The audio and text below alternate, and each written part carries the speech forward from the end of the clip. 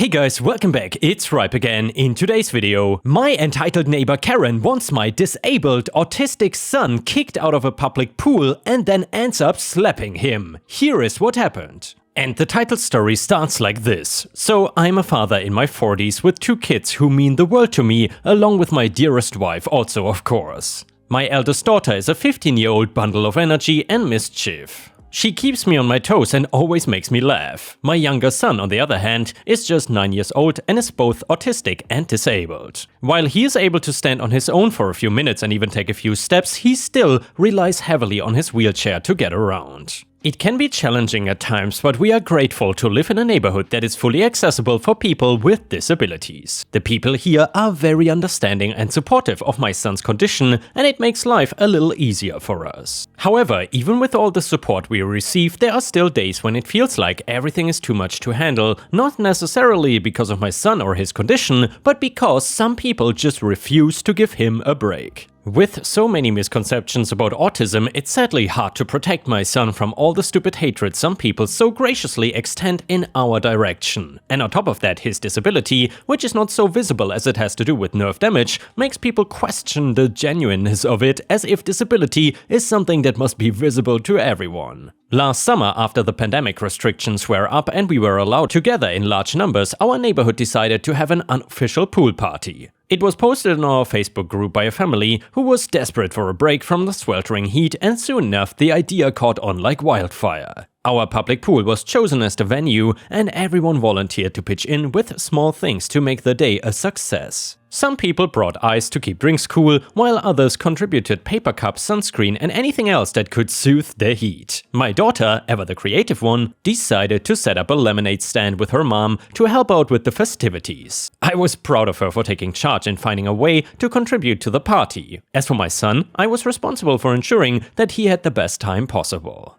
I was nervous about how he would react to the noise and the crowds, but he surprised me by taking it all in stride. He was fascinated by the water and the colorful floaties that dotted the pool, and he even managed to enjoy some of the snacks that were on offer. All in all, it was starting to look like a great day, but of course, things just had to go south. As my son was having a blast in a party, I couldn't help but notice someone giving him odd looks. And as it turned out, that someone was our dearest neighborhood Karen. Karen was a woman in her 30s with the stereotypical Karen hair and the "I want to talk to your manager" attitude. Except that she always said, "I want to talk to your parents" to my son whenever she would spot him and my daughter out on a stroll. I knew that she had a problem with my son using his wheelchair, even though it was obvious that he needed it. I did not even know why she had a problem, considering that she lived like 10 houses away, but she did, and she made sure that my son knew that she did. Usually I would argue with her after sending my son and daughter away, but on this day, as I saw her looking at my son with her judgmental gaze, I decided to ignore her. I was determined to not let her negativity ruin our fun, and I focused instead on making sure that my son was enjoying himself to the fullest. It was not until later that I realized that Karen had taken it upon herself to approach some of the other parents at the pool and complain about my son's wheelchair. Apparently, she felt that it was unfair that my son was able to use a wheelchair to get around while the other kids had to walk. Like, what? That was what you were angry about? Nah, obviously not. She was just trying to rile other parents up, but obviously it didn't work because her reasoning was just ridiculous. After a while, my son shyly asked if he could swim in the pool, and I was more than happy to tell him yes. I helped him out of his wheelchair and into the water, making sure to stay close by his side to ensure his safety. As my son and I swam near the edge of the pool, I could sense his hesitance in the midst of all the people around us. I was grateful that our neighbors were kind enough to give us some space, and some of the parents even discouraged their kids from splashing too close to us.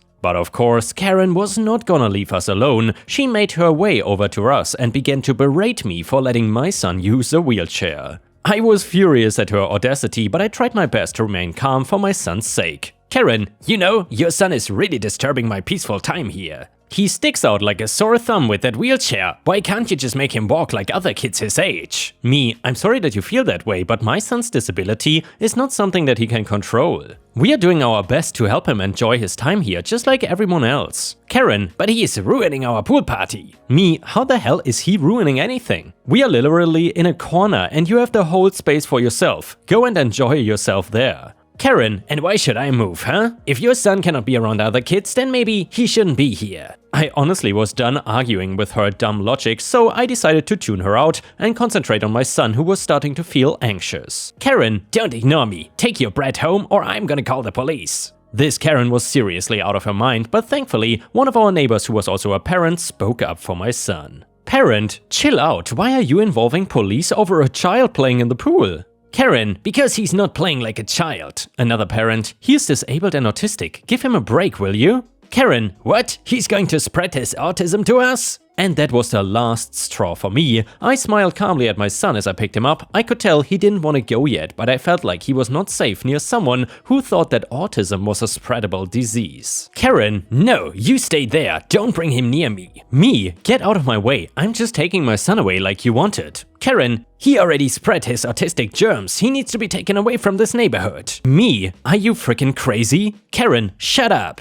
And then this Karen had the audacity to push me away. I stumbled back and my son slipped out of my arms. Karen took this opportunity to grab him by his shoulder and slap him across his face. A few parents standing nearby quickly intervened and tried to pull my son away, but Karen was going frickin' ballistic and screaming at everyone. I was about to yank at her hair and pull her back when my daughter came running towards us from the side. Karen was too busy screaming at other parents to notice my daughter, and hence she didn't see my amazing girl putting her kickboxing training to use to knock Karen out. The other parents safely tucked my son to their side as Karen fell to the floor unconscious. I immediately went to kneel in front of my son and tried to calm him down, as my wife and daughter came to help as well. One of the parents handed us some drinks and asked others to give us space as I helped my son in his wheelchair and pushed him towards a quieter corner. After a few minutes, I heard the sirens of the police. Apparently, someone had called them when Karen had started going crazy. The neighbors filled them in regarding what had happened, and they immediately restrained Karen, who was starting to come to her senses. The officers asked if I wanted to press charges, and I immediately agreed. I wanted this Karen to at least get jailed for traumatizing my son like this, and she did get it, by the way. But I was also proud of my daughter for being so brave and protecting her brother like this. I just hope situations like these won't arise too often. And here, Ripe Stars, what more could you hope for than a Karen getting knocked out for her stupid entitled behavior? Either way, if you enjoyed this story, please don't forget to like the video and maybe even post a comment if you want to help me. Thank you so much, and now let's continue with the next one.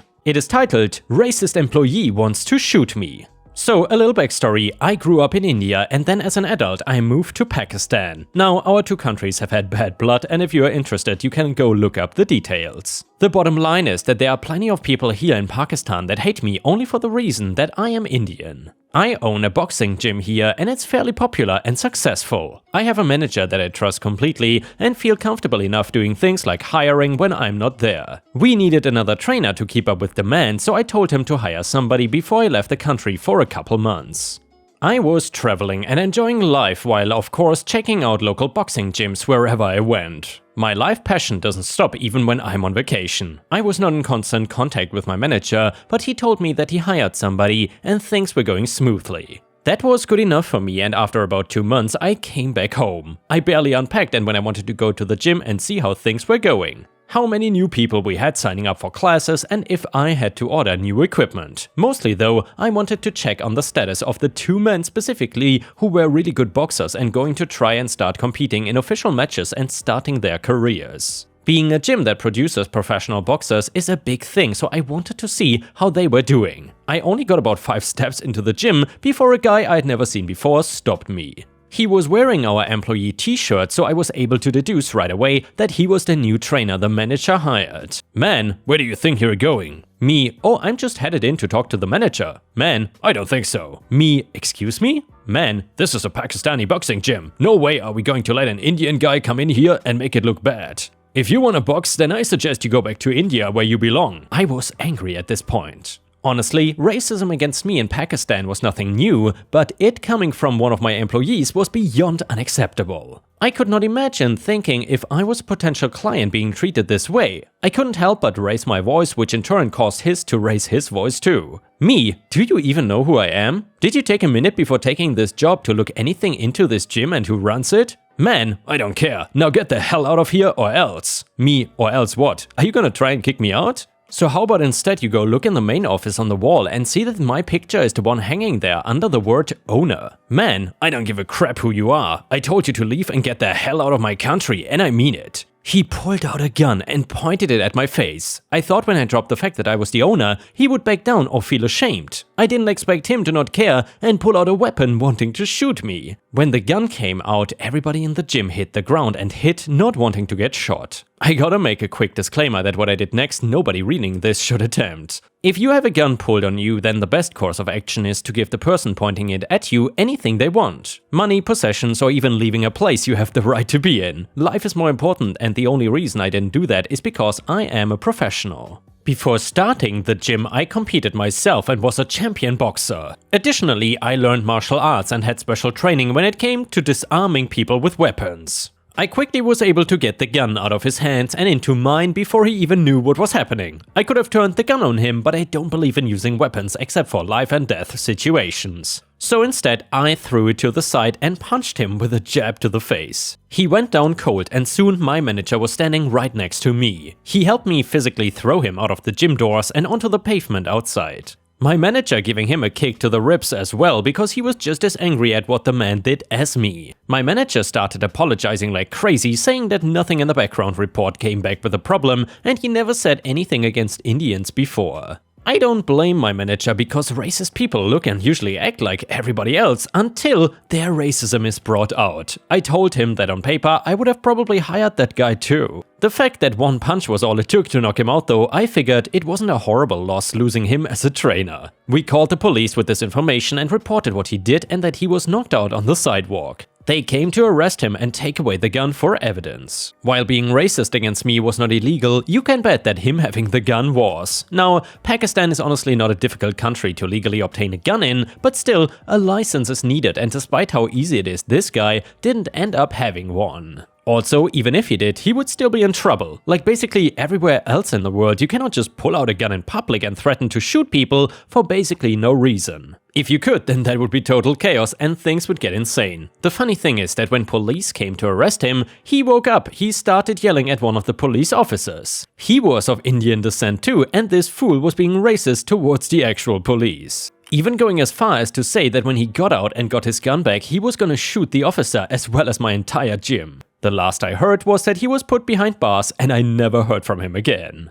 This was years ago, but I can only assume he is either still in jail or just never gonna carry out his threat. Since then, I moved on with my life and hired a much better man to be the new trainer for my gym. I had bigger things to worry about and wasn't gonna let my mind be upset by a horrible racist man. And here, Ripe Stars, it's always good to see racists getting what they deserve, which is a knock on the face or getting arrested. Either way, the next one is a story from r/Am I the Jerk. So I got a 10-year-old daughter who loves frosting. Every week I buy cupcakes for me, my wife and her, and she always eats my frosting. These past few weeks I decided to eat my cupcake before going inside. She asked me where my cupcake is and I told her I don't like cupcakes anymore, so I only bought 2. This worked for a while, but last night when I was enjoying my cupcake before going inside, she caught me and ran to her mom to tell her how much of a terrible dad I am to steal her frostings for weeks. Now she is sulking and my wife thinks I'm the a-hole and I'm acting childish. And should just let her have it, but it's easy for her to say when she has never given up her frosting. Am I the jerk here? And by the way guys, my daughter is not an entitled spoiled brat.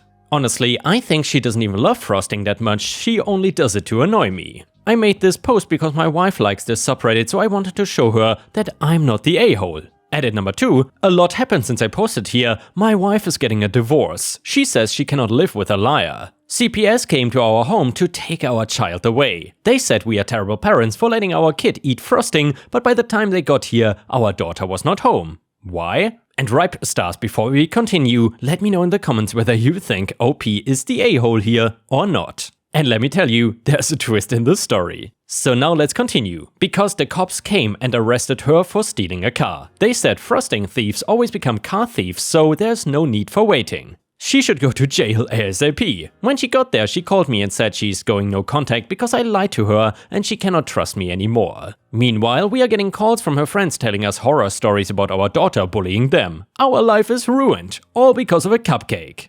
And, big reveal, just kidding. My daughter and I had a serious conversation about this problem and we came to an agreement. She said she will stop stealing my frosting if I stop stealing her chips. So we are good. And obviously guys, that last part of the story was a little bit made up by OP simply to make the story funnier. Surprisingly though, the comments on the Reddit thread said, "You are the a-hole, not for eating your cupcake outside really, but because you have failed to teach your kid that she cannot always get what she wants or that she is not entitled to your frosting. That's your cupcake frosting and all, she has her own and that's all she's allowed to have." Comment number 2, you can teach her the word no. At 10 she should be able to understand it. And you know guys, this thread is a prime example for why I love Reddit and sometimes even the subreddit r/amIthejerk. You know, OP was posting this thread more like a joke or to get a laugh out of people, but instead people in the comments actually point out valid points of why his parenting skills probably are lacking. You have to love Reddit sometimes. And now let's move on to the next story. It starts like this. Neighbor called the cops on me when I refused to sell my land/property. If you have ever lived in an area where you had a neighbor who took enjoyment out of terrorizing the people on your street, then you will understand this story. Don't worry though, the wicked witch loses in the end. This woman, we can call her Mary, had been harassing the other residents on our street for years. And I mean, like almost a damn decade of this lady's BS we have dealt with. With me, the BS started when she took it upon herself to start buying houses as they went up for sale. She found that this was quite lucrative and it left her with the authority to boss her tenants around, ensuring that the neighborhood street looked the way that she wanted it to. Then she zeroed in on me and my family's livelihood. Let me start by describing where we live in Peru.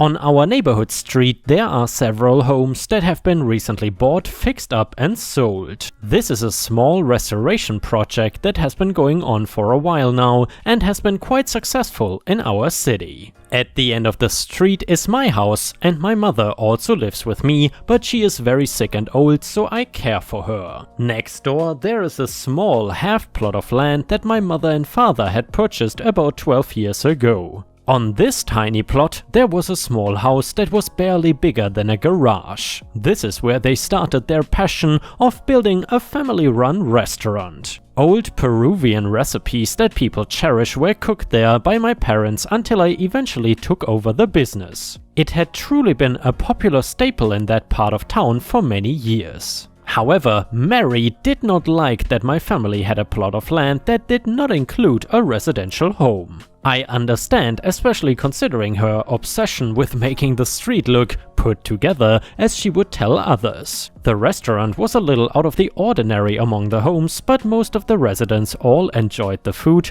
and would come eat at the restaurant regularly. But not Mary. I don't think she had eaten there even once. One evening I was closing up the restaurant when I noticed that a familiar yet unwanted face appeared. It was Mary. She approached the counter and looked around the restaurant with scrutiny, and then she said with a judgmental tone, "Well, this is charming." When I asked how I could help her, she simply stated that she appreciated my businesswoman attitude and hoped that I would be interested in making some extra money by selling her our plot of land and by default also our restaurant. She wanted to purchase it off us for some amount of money that I was not interested in. I also wanted to mention that she did not even ask, she just assumed that I would sell her my property without any questions apparently.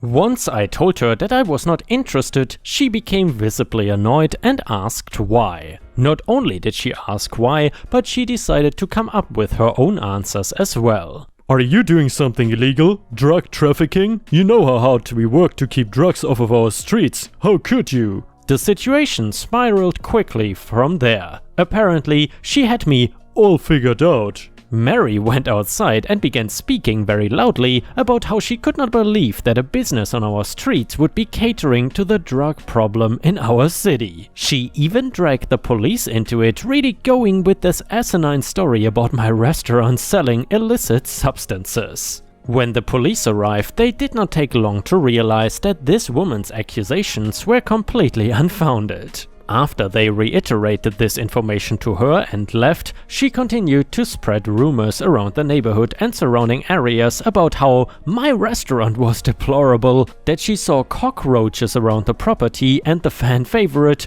"They are selling drugs to our children." I was beyond mortified by these rumors she was spreading. I did not know how I could stop them or even disprove her accusations besides just simply acting the way I always have and hoping that my customers still come back. My business was quieter than usual and I certainly saw a decline in how many customers were coming. Even some of my regulars had not been by like usual and I was beginning to panic a little bit. That is when I started to find evidence that someone was trying to break into my restaurant at night. If they were not trying to get inside, these individuals would vandalize the outside by throwing the outdoor seating around and destroying my decorative potted plants that sat on the patio. I had kept police reports of the incidents, and that is when an officer recommended, after the third or fourth incident, that I purchase some cameras to protect ourselves and my business. I was apprehensive at first because I did not have too much money to spare with my decrease in customers, but my mother insisted and felt like it was worth it. Maybe I could catch the a-hole who was doing this, but I had my own suspicion to begin with. My thought was that Mary was behind all of this terrorism, as after every event she would be outside in her yard waiting for me to find the broken chairs or potted plants scattered across the patio and lawn.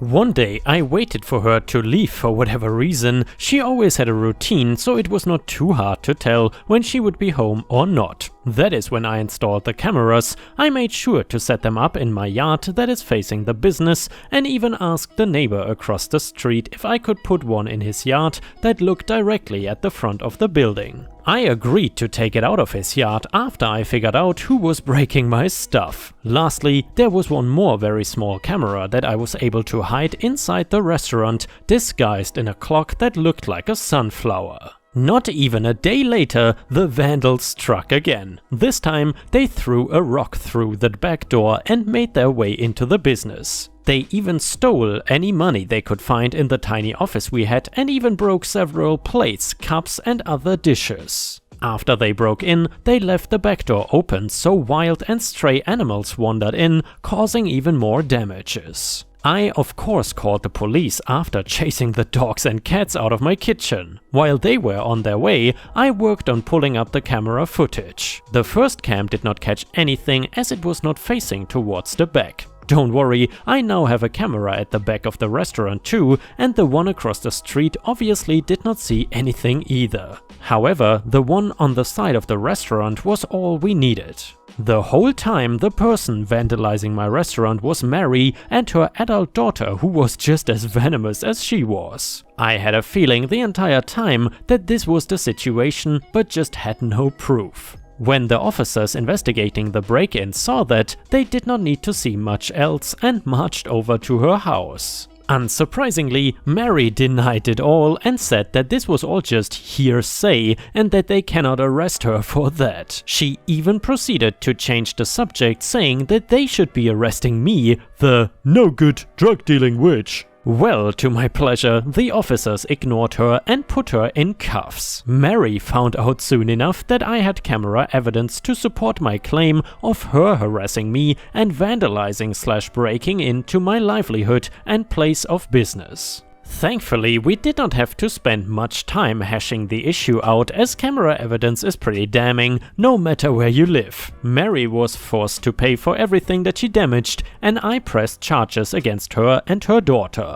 After everything was said and done, Mary and her daughter did not really spend any time in jail, but they did have to move and give me plenty of money for what they did. Thanks to the attention of her being arrested, my business started blossoming again. Now I am busier than I have ever been. I even named my newest signature dish after her. Mary's Plate of Regret. A platter of refried beans and extra spicy pork and peppers, topped with an even more fiery red sauce. And yeah, Ripe stars, that dish certainly fits Mary, and I would not mind gulping it down. Either way, if you ever had any awful neighbors of your own, then please feel free to share your own story on r/Ripe Stories on Reddit, where you can post your own story and there is a good chance that I will read it in a video.